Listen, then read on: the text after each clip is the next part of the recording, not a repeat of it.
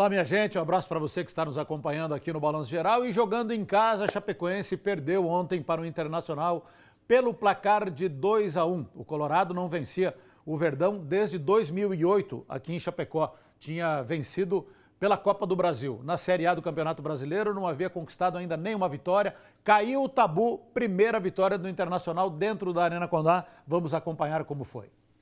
O primeiro gol do time colorado na estreia do técnico Aguirre foi marcado aos 5 minutos. Caio Vidal recebeu a bola de Maurício e abriu o placar. A Chape teve chance com o Felipe Santana, mas ele cabeceou para fora. Aos 34 minutos, o Inter ampliou com o Yuri Alberto após jogada trabalhada.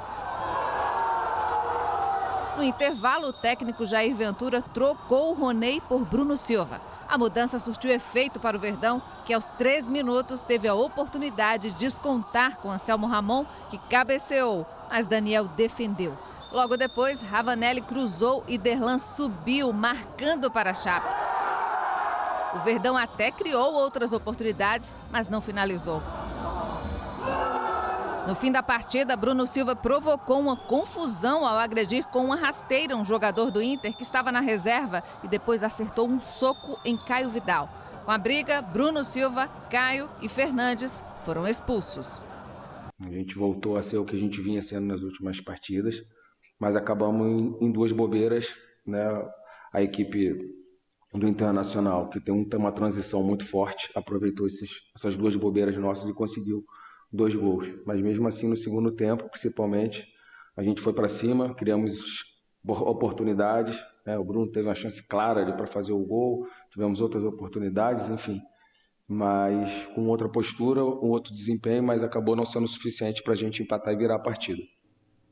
Tá aí então o técnico Jair Ventura falando a respeito da derrota, vitória merecida do Internacional ontem na Arena Condá, time mais bem organizado, time mais efetivo, mais competitivo. Chapecoense cometeu erros como o Matheus Ribeiro aí, perdeu a bola para o Patrick tocou para o Yuri Alberto para o Maurício, para o Caio Vidal, 1-0 para o Internacional a 6 minutos, desmontando o esquema, a estratégia de jogo do técnico Jair Ventura. Depois a Chapecoense tentou uma escapada, outra, só teve uma conclusão no primeiro tempo, que foi com o Felipe Santana. O Internacional com muita liberdade, muito fragilizado o meio de campo da Chapecoense. Contra o São Paulo, o Jair Ventura idealizou aí a única conclusão da Chapecoense no primeiro tempo. Um trio de volantes com Moisés Ribeiro machucado hoje, Léo Gomes machucado hoje, de novo Anderson Leite machucado. Aí colocou 3 garotos ali, colocou o Guedes, o Roney, o Lima e o Ravanelli no meio de campo, mas esse meio de campo muito fragilizado, não conseguiu conter as avançadas do Internacional, que armou uma estratégia de esperar o erro da Chapecoense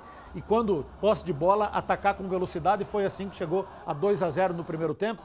A gente tá vendo aí, ó, bola perdida pelo Anselmo Ramon lá no ataque, aí ninguém marca, liberdade para tocar, dá o traço o Patrick no Matheus Ribeiro, a zaga exposta, aberta, e o Yuri Alberto, melhor do Inter ontem no jogo, jogou muito bem. O Yuri Alberto fazendo 2-0, um banho de água fria em qualquer pretensão de reação por parte da Chapecoense. Então o Internacional foi efetivo.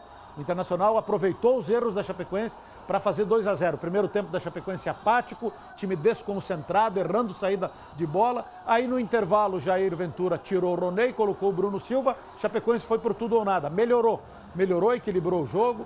Teve o gol do Derlan que a gente viu ali, mas na medida, aí é o gol do Derlan, cruzamento do Ravanelli e o Derlan de cabeça descontando, fazendo 2-1, 9 minutos e nos dando uma expectativa de que poderia até ir buscar o resultado. E tentou, foi para o ataque, teve espaços, equilibrou o jogo, a Chapecoense melhorou no segundo tempo, a Chapecoense foi muito melhor no segundo do que no primeiro tempo, mas na medida que atacou, ficou exposta também. E aí o Internacional também teve oportunidades. Teve esta bola no travessão, olha que belo chute do Maurício, teve outro chute na trave do Léo Borges e o destaque do jogo por parte da Chapecoense, de novo o goleiro João Paulo. Grandes defesas milagrosas. Então o jogo ficou um jogo muito aberto, um jogo muito franco. O Chapecoense teve uma oportunidade boa, dá para se dizer assim, ou duas, uma com o Bruno Silva e aquela outra que o Inácio chegou atrasado, mas em contrapartida, no segundo tempo, essa aí, ó, a melhor oportunidade para empatar foi essa com o Bruno Silva, que acabou cabeceando a bola para fora, era a chance do Inter, da Chapecoense empatar. E por outro lado, o Inter também teve chegadas perigosas, olha aí que defesa do João Paulo, teve bola no travessão, bola na trave, teve defesas olha, chute perigoso que foi pela linha de fundo. Então o Internacional também no segundo tempo teve muitas oportunidades porque o jogo ficou muito franco, ficou muito aberto. Poderia o Inter fazer o terceiro gol, como a Chapecoense empatar. Mas o que foi fundamental para a vitória do Internacional foi o primeiro tempo. Primeiro tempo, a Chapecoense realmente não esteve bem. E aí começou a confusão, né? Seu Peglow quer fazer gracinha na frente de quem? Do Bruno Silva. Aí pediu para levar. Aí o Bruno Silva errou, reagiu destemperadamente. Não é a primeira vez, quero crer que não vai ser a última. Acompanho o Bruno Silva desde o Sub-17, sempre foi assim, né? Então o torcedor da Chapecoense, alguns estão comemorando, estão vibrando, né? Mas quero ver se o pessoal do STJD vai tirar para brincadeira também, porque foi destemperado o Bruno Silva, não poderia reagir desta maneira. Daí foi o Bruno Silva expulso, Peglow, que começou toda a confusão, nem cartão não recebeu, daí Danilo Fernandes recebeu o vermelho, Caio Vidal também, mas isso aí, gente, é típico do Bruno Silva.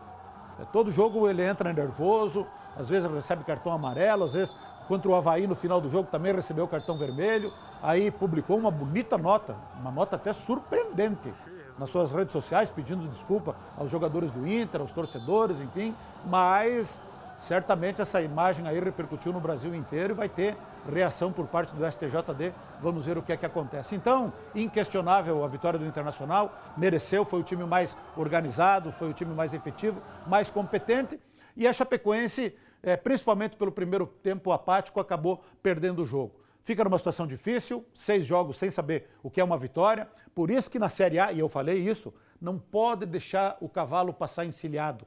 A Chapecoense esteve muito perto de ganhar do São Paulo e do Atlético Mineiro. Poderia ter voltado com uma vitória. Às vezes as chances aparecem, se não souber aproveitar, aí você vai mal num primeiro tempo contra o Inter, que é o atual vice-campeão brasileiro, e vai pagar com a derrota como foi ontem. E ficou também...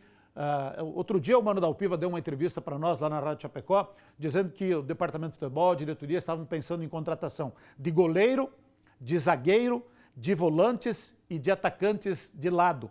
Se faz muito urgente a contratação de volantes, porque os considerados titulares da Chapecoense estão mais no departamento médico do que jogando. Então precisa contratar volantes e atacantes de lado. São as principais carências, porque no gol o João Paulo está dando conta do recado. Na zaga, o zagueiro também estão bem. Agora, de volante e de atacantes, a Chapecoense precisa reforçar. Foi um choque de realidade ontem. Estávamos animados com os 2 empates contra São Paulo e Atlético Mineiro, mas ontem novamente ficou evidência a carência que a Chapecoense tem no elenco, e a diretoria e o departamento de futebol precisam agir. Vamos em frente, porque a peleia é longa, escapa do Internacional em casa, pega quem? Atlético Paranaense fora, lá na Baixada, na Arena, no próximo domingo à noite. Mais uma pedreira no caminho do Verdão, que viaja hoje para Curitiba, vai de voo fretado, uma decisão correta da diretoria, até gera economia para o clube e menos desgaste para o elenco. Mas vai tentar, fora de casa, cometeu o crime contra o Atlético Paranaense, onde a Chapecoense nunca conseguiu vencer. Quem sabe, caiu um tabu ontem na Arena, de a Chapecoense nunca ter perdido para o Internacional em Série A. Perdeu. Quem sabe não quebra o tabu e vença também o Atlético Paranaense domingo lá em Curitiba. Tem que acreditar sempre. Seguimos em frente. A peleia não é fácil, mas tem que lutar com o DNA da Chapecoense. E quem não conseguiu ganhar também foi o Grêmio, que ficou no empate ontem lá em Porto Alegre em 2-2 com o Santos. Em Porto Alegre, Diego Souza abriu o placar para o Grêmio no jogo contra o Santos, que em seguida empatou com esse chute de Marcos Guilherme. O tricolor voltou à frente ainda no primeiro tempo. Diego Souza tocou para o Matheus Henrique para fazer o segundo dos gaúchos. Mas no segundo tempo, Marinho chutou de fora da área e marcou um golaço. Fim de jogo, 2-2. Tá aí mais um empate do Grêmio, primeiro ponto conquistado no Campeonato Brasileiro. Com o Renato Gaúcho estava ruim o Grêmio.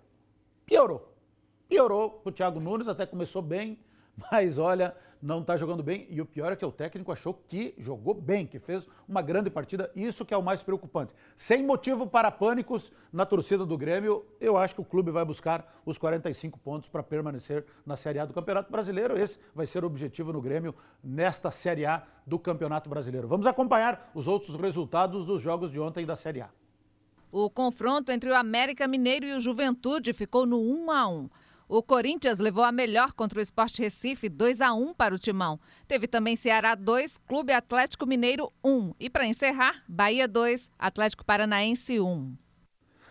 Tá aí então os resultados e com os jogos de ontem vamos ver como ficou a tabela de classificação da Série A. Tá aí na sua tela.